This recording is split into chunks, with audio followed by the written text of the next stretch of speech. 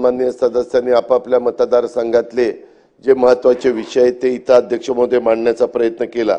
मी त्याच्याबद्दल त्या खात्याच्या मंत्री महोदयांच्याकडनं त्याचं उत्तर त्या संबंधित विधानसभा सदस्याला मिळेल अशा पद्धतीची काळजी राज्य सरकार त्या ठिकाणी घेईल, हे पण मी आपल्याला लक्षात आणून देतो।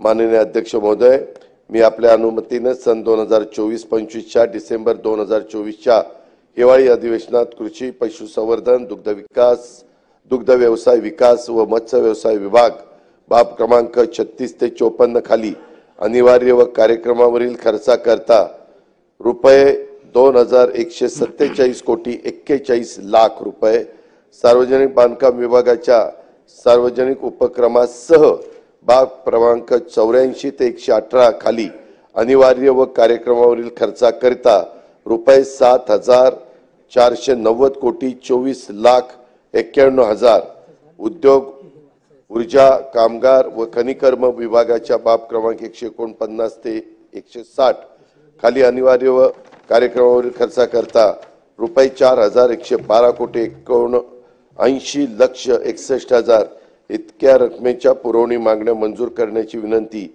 या सभागृहाला करत आहे। 2024-2025च्या पुरवणी मागण्यांवरील 1. कृषी